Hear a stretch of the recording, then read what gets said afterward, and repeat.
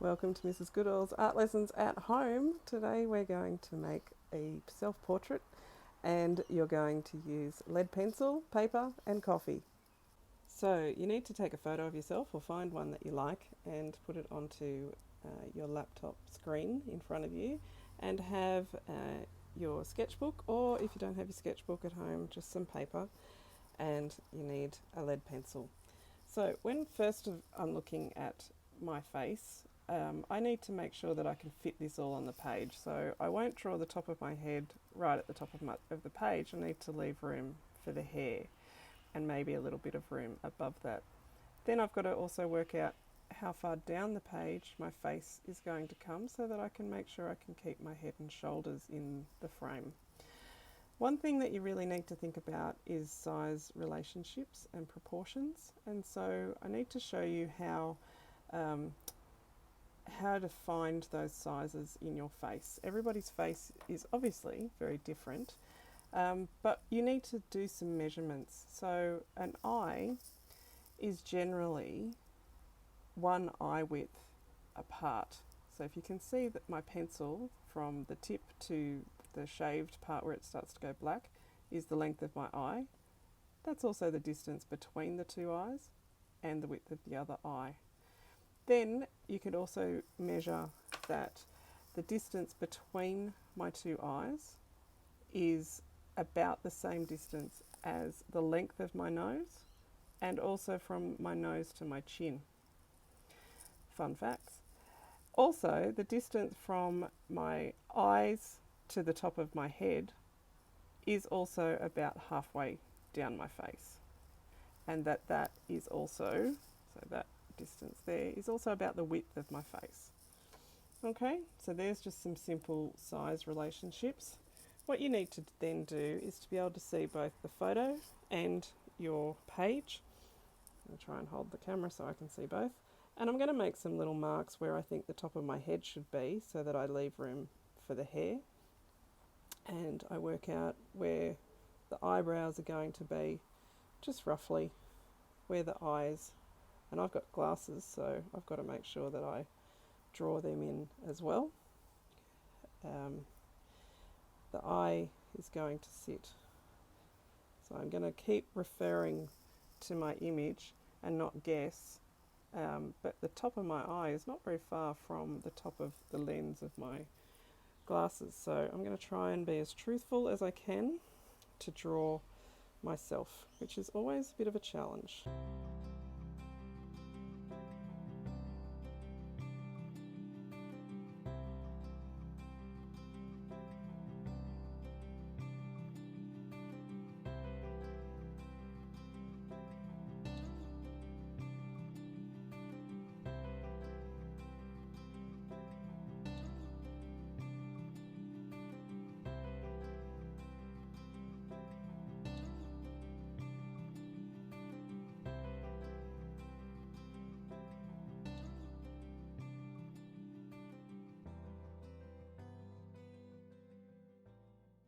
Okay, so I've gotten a little bit further along and it's not perfect, but I'm trying to find the shapes that are unique to my face. So my chin has this kind of little extra dimpling. So if you look here, you can see that I've got, a longish chin. And I'm able to, shape that. Rather than colouring back and forth, each hair stroke is going to take time to be able to work with the natural way that your hair flows. And if you've got, short hair, you're going to have to draw all those short spikes. And if you've got frizzy hair, you're going to have to draw some of those individual curls as well. The other thing I'm trying to be truthful about is that, I have lines under my eyes and I have a double lid. If you don't have a double lid, you should definitely not draw one in.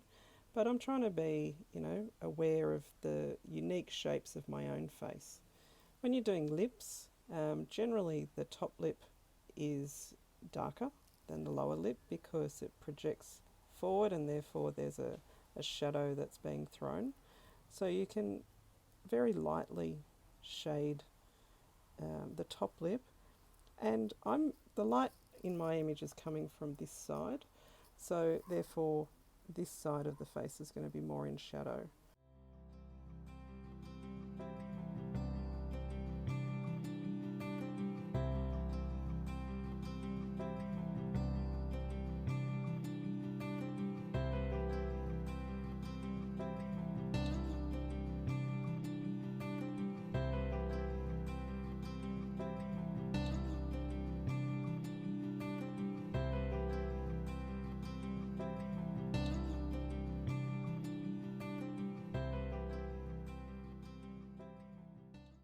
Okay, so you can see I've started to blend some of the areas, and you don't have a paper stump at your place, so I've been trying to blend it with my finger, just the same way that we would in class. So I can pick up bits of graphite on my finger and I can transfer that to create a blended effect. I want to show you this area here where I've used the shadowing behind my face to frame the shape of my face. So rather than adding shadow onto my face, which might make me look a bit hairy, I could use this behind the hair that's sitting closest to my neck as the darkest area, and then that just frames the shape of my face a little bit more strongly.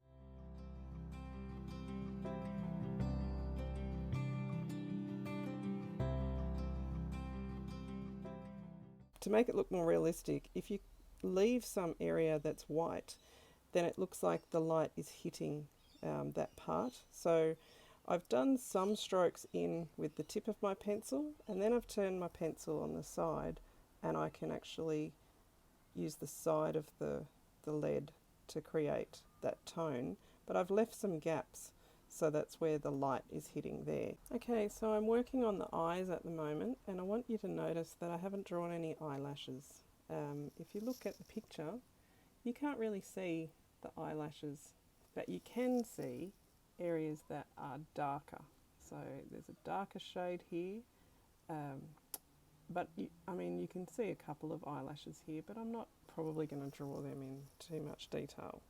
I'm just going to create the illusion of that by just giving a little bit more tone. If I really want to, I could just put a couple of little marks in.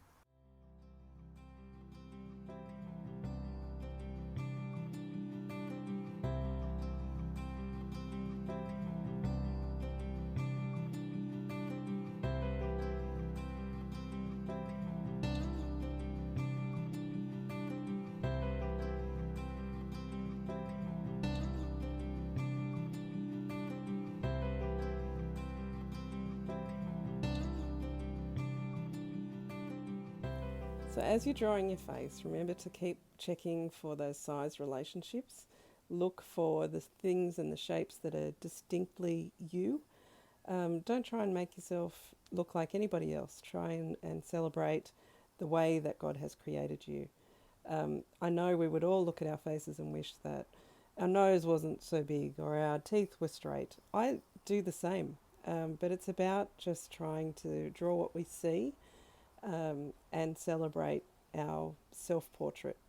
I would encourage you to get everyone in your family to have a go, especially if they start to criticise your work. Say, well, you have a go and get them to join in. It's meant to be fun and we're meant to be learning. We don't have to be experts. I really want you to take photos as you go so that you can show me your process, especially just take a photo of the drawing before we add the coffee, because the next part is really fun and I want you to enjoy it, and we're going to use coffee. I understand not everyone has got paint supplies at home, but most of us have tea or coffee, and so if you make up a strong solution of coffee, just instant coffee, because you don't want to drink it, so you don't want to waste the good stuff, ask mum or dad or whoever's there if they can help you if you don't feel confident making that. But what you want is a solution that we can use to add tone. So I'm going to show you what I mean. And if you don't have a paintbrush, I've got a couple of solutions for that too. Okay, so here's my final drawing. And I want you to take a photo of it as it is. But you'll find that if you have an overhead light and you're taking a photo straight down, sometimes you get a shadow over the top. So make sure you take a really good photo by standing it up and getting your camera lined up so that there's no shadow, and then you can take a really clean photograph of it. But what we're going to use now is some coffee. So I've got a little shot of espresso coffee, I've got a jar for water, and I've got my paintbrush. Now if you don't have a paintbrush, perhaps you have some cotton tips in your house, which you can also use to paint on the coffee.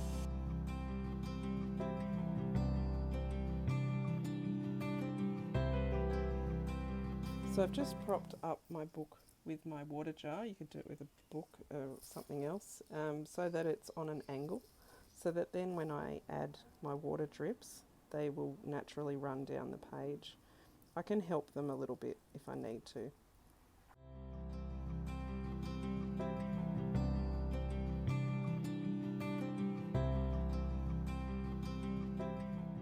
When I'm dipping my brush in, I am just resting it on the edge so there's not too much coffee and it's not dripping off all over the place. I don't want to put it all over the face. I want to use the white as the tone, the highlights, and then I'm going to use the coffee as the darker tone. So I'll just start with somewhere like the hair, so you can start to see that I can just smooth that around and get it into the areas that I want it to be. And it will, depending on the type of pencil that you've used, it will pick up some of that graphite and create a stronger tone. So again, a bit like watercolour, you can push it around the page. So when my brush is nearly dry, this is a good time to just give just a little bit of a shadow on my forehead, down the side of my face, and into those areas where I want to add tone. Notice I haven't dipped it back into the coffee at all yet, so I'm not using heaps of coffee at this point because I'm trying to be selective with where I'm adding the tone. So I'm still working it around the face. Whites of your eyes are never white, so you can always add a little bit into there. What I want you to look at in the eye is also how I've left a white space. That's called a catch light, and that makes your portrait come alive. It doesn't look dead. So don't colour in your eyes completely dark, even if you've got dark brown eyes like I do. Light is going to reflect off the curve of your eyeball and reflect white back.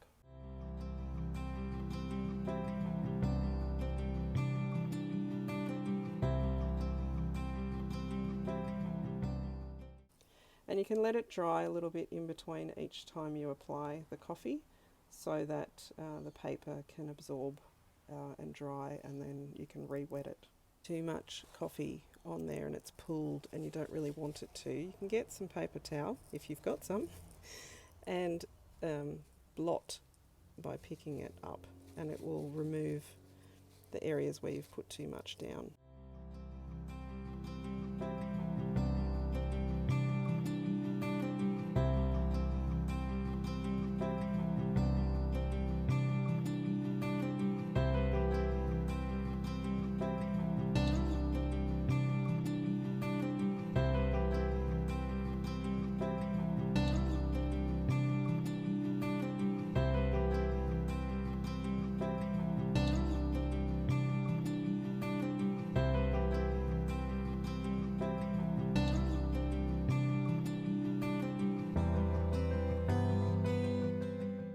There might also be a few areas where you want to go outside the lines. So you can see on the hair, I've deliberately painted outside with my coffee just to give it a little bit more looseness to the picture.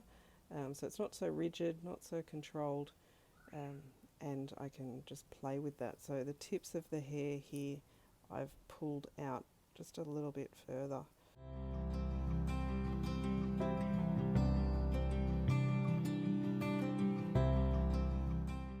I just also wanted to show you the difference between working on cartridge paper, which is what you've got in your VAPD, and you know it's a stronger paper, it's thicker, more absorbent. Being more absorbent, it's going to absorb that coffee and allow you to add more layers of coffee to get more tone and darker areas of tone. If you're working on just copy paper, printer paper, it's going to come out much lighter. It's not able to absorb as much coffee, and so therefore you can't build up the tone as much. If you're wanting it stronger, you're going to have to let it dry in between for a lot longer. But neither is better, they're just different results. So I'll leave it up to you. You work with whatever you've got at home. Okay, remember at the end you need to take a photo, and you're not going to do it this way. You're going to stand your book upright and you're going to put your camera level so that you can take a nice full frame picture. So you might need to zoom in, take the photo and send it in to me so that I can see your amazing self-portraits and we can look at each other's work together.